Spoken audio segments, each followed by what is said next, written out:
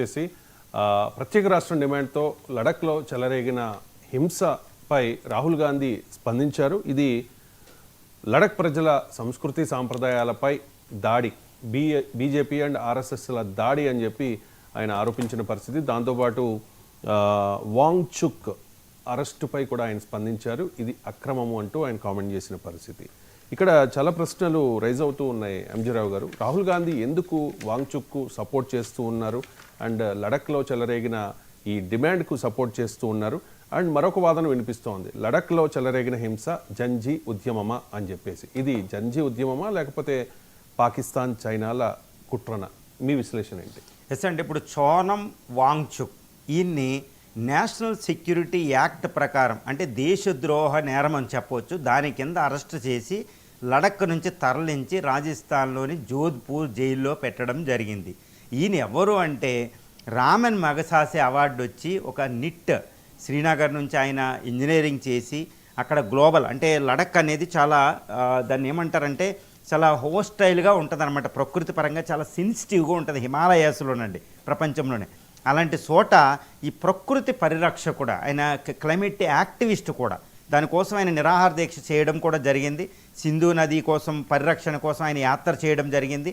ఒక అద్భుతమైన నేత కూడా ఆయన చెప్పవచ్చు. ప్రజల్లో పలుకుబడి ఉంది.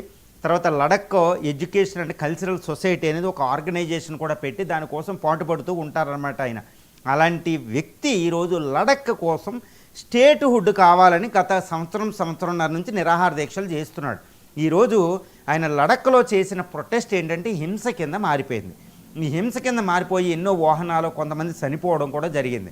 ఇప్పుడు రీసెంట్గా ఈ లడఖ్ సంబంధించిన డీజీపీ పోలీస్ ఆఫీసర్స్ ఏంటంటే ఈ సోనం వాంగ్చుక్కు ఇటు పాకిస్తాన్, బంగ్లాదేశ్లు వెళ్ళడం జరిగింది. పాకిస్తాన్లో ఆయన చాలా వాళ్ళతో సీక్రెట్ సమావేశాలు కూడా అవ్వడం జరిగింది. కాబట్టి పాకిస్తాన్తో లింకులు ఉన్నాయి అనుకుంటే ఈ హింసకి ఆయన బాధ్యుడిని చేస్తూ ఆయన అరెస్ట్ చేయడం జరిగింది. కానీ ఇది లడఖ్ అనేది చాలా చాలా కీలక ప్రాంతం భారతదేశ సెక్యూరిటీకి సంబంధించి. ఎందుకంటే అది ఇటు పైవోకేతోనూ, గిల్జిట్ బల్టిస్తాన్తోనూ, అటు చైనా యొక్క జిన్జింగ్ ప్రావిన్స్తోనూ, చైనా మనం ఆక్యుపై చేసుకున్న ఈ మిగిలిన ఆక్షయ్ చీజ్తోనూ బోర్డర్ కలిగి ఉంటుంది. ఈ జమ్మూ అండ్ కాశ్మీర్, పాకిస్తాన్ ఉగ్రవాదం ఉన్న జమ్మూ అండ్ కాశ్మీర్తో ఇటు హిమాచల్తో బోర్డర్ ఉంటుంది అనమాట. సుమారు 59,600 చదరపు కిలోమీటర్లతో 3 లక్షల జనాభాతోటి ఇది ఉంటుంది. ఇక్కడ జనాభాలో 40% ఈ బుద్ధులు ఉంటే 46% ముస్లిమ్స్, మిగిలిన వాళ్ళు అన్ని మతస్థులు ఉంటారన్నమాట. సుమారు 12% హిందూస్ కూడా. ఇది చాలా సెన్సిటివ్ స్టేట్. ఎందుకంటే international Indian security Jammu and Kashmir రక్షణకి లడఖ్ అవసరం అన్నమాట. అతి తక్కువ జనసాంద్రత ఉంది. కానీ అక్కడ ఇండస్ వాటర్ రివర్ వెళుతూ ఉంటుంది. సింధు నది హిమాచల్ ప్రదేశ్లో నుంచి పైనుంచి లడఖ్లో ఎంటర్ అయ్యి లేహ్ సిటీ ద్వారా తర్వాత పీఓకే వెళ్తుందండి. అంటే ఇండస్ రివర్ని మనం పూర్తిగా ఆపేసాం. ఇండస్ రివర్ దాని ఉపనదుల్ని. ఈరోజు ఇండస్ రివర్ని ఆక్యుపై చేయాలంటే ఇటు చైనా, పాకిస్తాన్ కుట్ర అక్కడ ఉంటుంది. ఎందుకంటే లడఖ్ ఆక్సైచిన్ లడఖ్లో సగభాగం ఇది చైనా ఆధీనంలోనే ఉంది ఇప్పుడు. కాబట్టి ఇంకో 5,180 చదరపు కిలోమీటర్లు కూడా పాకిస్తాన్ చైనాకి గిఫ్ట్ ఇచ్చింది 1963లో. కాబట్టి లడఖ్ అంతా మాదే, ఇది ఒక మినీ టిబెట్ అంటుంది చైనా. కాబట్టి ఇక్కడ చైనా యొక్క కుట్ర ఉందంటే మనం తీసి పారేయలేం. కానీ నేషనల్ ఈ సోనం వాంగ్చుక్ ఏంటంటే చైనా వస్తువుల్ని ఇక్కడ బహిష్కరించిన వ్యక్తి. మరి ఇలాంటి వ్యక్తి చైనాకి సపోర్ట్ చేస్తారా అనేది ఒక పెద్ద క్వశ్చన్. ఇప్పుడు అక్కడ డీజీపీ పోలీస్ ఆఫీసర్ చెప్పినట్టు ఆయన పాకిస్తాన్ వెళ్ళినా, బంగ్లాదేశ్ వెళ్ళినా అది భారత వ్యతిరేక దృష్టితో పనిచేశాడా లేదా మామూలుగా విజిట్ చేస్తూ ఉంటారు, అందరూ విజిట్ చేస్తారు. అలా ఆయన విజిట్ చేశారో క్లైమేట్ యాక్టివిస్ట్ లాగా అనేది మనం ఇక్కడ చూడాలి. కానీ ఆయన అపర లడఖ్ భక్తుడు అని తెలుస్తుంది. లడఖ్ ప్రజల కోసం ఆయన జీవితాన్ని అర్పించిన ఆయన క్లైమేట్ యాక్టివిస్ట్. కాబట్టి ఆయన రామన్ మ్యాగసైసే లాంటి అద్భుతమైన అవార్డులు, ఎన్నో డజన్ల కొద్ది అవార్డులు కూడా వచ్చినాయి అనమాట. కాబట్టి ఇలాంటి ఆయన భారత వ్యతిరేక పని చేస్తారా అనేది మనం అనుమానించదగ్గ విషయమే. ఇంకా ఆరోపణలు నిజాలు అవ్వలేదు కాబట్టి ఆరోపణలు ఆయన మీద మనం రుద్దడానికి వీలు లేదు. ఇంకోటి ఏంటంటే ఆయన ప్రధానమైన డిమాండ్ ఇందుకు హింస వచ్చింది అంటే అక్కడ 2019 అక్టోబర్లో Jammu and Kashmir reorganisation act ద్వారా అంతకు ముందున్న జమ్మూ అండ్ కాశ్మీర్ స్టేట్లో ఉన్న దీనికి కేంద్ర పాలిత ప్రాంతం హోదా ఇవ్వడం జరిగింది. ఇప్పుడు ఆయన ఏమంటారంటే ఇక్కడ అందరూ ఎక్కువ ట్రైబల్ ఉంటారు. లడఖ్ అంటే ఎక్కువ గొర్రెలు కాపర్లు ఇలా ట్రైబల్స్ ఉంటారండి, ఏ మతానికి చెందిన ఈ ట్రైబల్స్. కాబట్టి దీనికి స్టేట్ హుడ్ ఇవ్వండి, రాష్ట్ర హోదా ఇచ్చి దాన్ని రాజ్యాంగంలోని 6th షెడ్యూల్లో పెట్టాలి. ట్రైబల్ పీపుల్ ఉన్నందుకు నార్త్ ఈస్ట్లో మిగిలిన స్టేట్లకు ఉందా దాని కాబట్టి రక్షణ ఉంటుంది. దీనివల్ల అక్కడ క్లైమేట్, అక్కడ మైనర్స్ వచ్చి ఇక్కడ బయట వాళ్ళు వచ్చి ఇక్కడ ఆక్యుపై చేయడానికి ఉండదు. మైనింగ్ కూడా అక్కడ ఎక్కువ జరుగుతుంది. కాబట్టి ఇలాంటి దోపిడీ నుండి ఈ ప్రజలకి, ఈ ప్రజల సంస్కృతి, ఈ ప్రజల భాషను రక్షించాలంటే స్టేట్హుడ్ కావాలి, రాష్ట్ర హోదా కావాలి. రాజ్యాంగంలోని 6వ షెడ్యూల్ 6th షెడ్యూల్లో పెట్టాలనేది ప్రధానమైన డిమాండ్ అండి. కానీ ఇది సంవత్సరాన్నర కొనసాగిన ఎన్నో నిరాహార దీక్షలు చేసినా జరగలేదు. కాబట్టి ఇది హింసకైంది, ఇది రాష్ట్రాంతే దేశాంతే బాధ్యత, ఇది నాది కాదు ఆయన ఆరోపణ చేస్తూ ఉంటారు. మరి రాహుల్ గాంధీ గారి దగ్గరకు వస్తే ఈ రీసెంట్ జంజడ్ అంటున్నారు.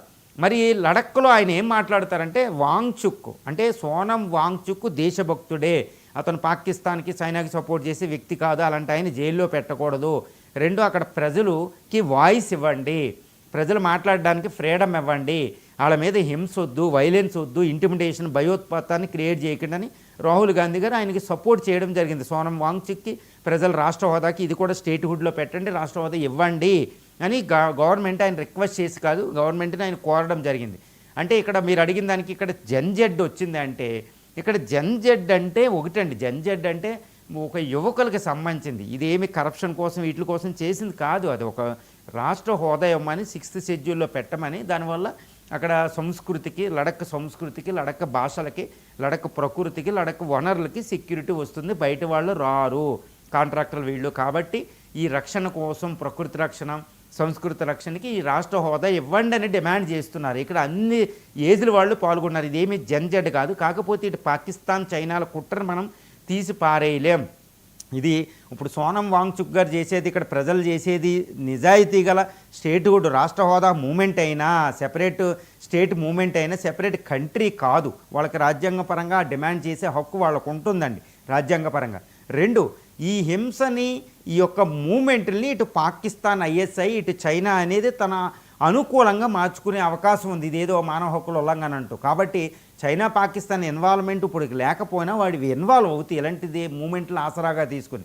కాబట్టి ఇండియా అనేది చాలా జాగ్రత్తగా ఉండాలి. ఎందుకంటే ఆక్చై చిన్ బౌండరీ ఉంది, గాల్వాన్ వ్యాలీ, ఇటు చైనా ఆర్మీ, ఇటు పాకిస్తాన్ ఆర్మీ, ఇటు గిల్జిట్ బల్టిస్తాన్లో ఇటు పాకిస్తాన్, ఇటు చైనా ఆర్మీ 2 ఆర్మీలు అక్కడ కలుస్తూ ఉంటాయి. ఇండియన్ ఆర్మీకి చాలా సెన్సిటివ్ ప్లేస్ అండి అది. అక్కడ చూసుకోవాలి, చాలా పాసెస్, మౌంటైన్ పాసెస్ అని, గిల్జిట్ బల్టిస్తాన్ ఈ బౌండరీ నుండి, గాల్వాన్ నుండి ఆక్చై చిన్ బౌండరీ అనేది చాలా హైలీ సెన్సిటివ్. అక్కడ 3 లక్షలు 2 లక్షల మంది ఇండియన్ ఉంటారు, ఆర్మీ ఉంటారు, గుర్తుపెట్టుకోవాలి. ఇండియన్ ఎయిర్ ఫోర్స్ ఉంటుంది అక్కడ. సో ఇలాంటి సందర్భంలో ఇటు పాకిస్తాన్, చైనాలు కుట్రలు చేసే అవకాశాలు పూర్తి స్థాయిగా అక్కడ ఉన్నాయి. కాబట్టి ఇండియన్ గవర్నమెంట్, ఇండియన్ ఆర్మీ అక్కడ హింసకి ఎటువంటి తావు లేకుండా అక్కడ ప్రజలు డిమాండ్ చేస్తున్న రాష్ట్ర హోదా యొక్క దాన్ని పరిశీలించాలి. హింసకి తావు లేకుండా ఆ ప్రజలతో చర్చలు జరపాలి. ఆ విషయాన్ని మనం కోరుకుంటేనే కానీ వాంగ్చుక్ని తీసుకెళ్ళి సోనం వాంగ్చుక్ని జైల్లో పెట్టడం వల్ల ప్రజల్లో ఒక రకమైన అసంతృప్తి వస్తుంది. ఇలాంటి అలీనియేషన్ ప్రాసెస్ అనేది సెన్సిటివ్ బార్డర్ ఏరియాలో మంచిది కాదు. ఎట్టి పరిస్థితులు ఇండియన్ గవర్నమెంట్ ఆ హింసను సప్రెస్ చేయడానికి ఎటువంటి మెజర్ తీసుకున్నా ప్రజలతో పూర్తి స్థాయి సంబంధాలు, అక్కడ డిస్కషన్స్ అనేవి మనకి చాలా చాలా ఇంపార్టెంట్ అని తెలుస్తుంది. ఇప్పుడు ఇండియన్ గవర్నమెంట్ కూడా జమ్మూ అండ్ కాశ్మీర్కి, లడఖ్కి రాష్ట్ర హోదా ఇవ్వడానికి ఆల్రెడీ ప్రయత్నం చేస్తుంది. కాబట్టి వాళ్ళు డిమాండ్ చేసే రాష్ట్ర హోదా అనేది పెద్ద విషయమేమీ కాదు, రాష్ట్ర హోదా ఇచ్చినంత మాత్రాన ఏమీ కాదు. కాబట్టి సోనం వాంగ్చుక్ మీద ఆరోపణలు చేసే ముందు, ఎందుకంటే ఒక లీడర్ ఆఫ్ ది మాసెస్ కాబట్టి చాలా జాగ్రత్తగా ఉండాలి. అది ప్రజల్లో తీవ్రమైన అసంతృప్తి దారితీస్తే బార్డర్ ఏరియాలో ఇండియాకి ప్రమాదం అండి సెక్యూరిటీ పరంగా. కాబట్టి మిలిటరీ పరంగానే కాకుండా, ఆర్మీ పరంగానే కాకుండా భారతదేశం ప్రజల్లో సంతృప్తి నెలకొల్పడం అనేది అక్కడ చాలా చాలా ప్రధానం. ఇది లడఖ్లో.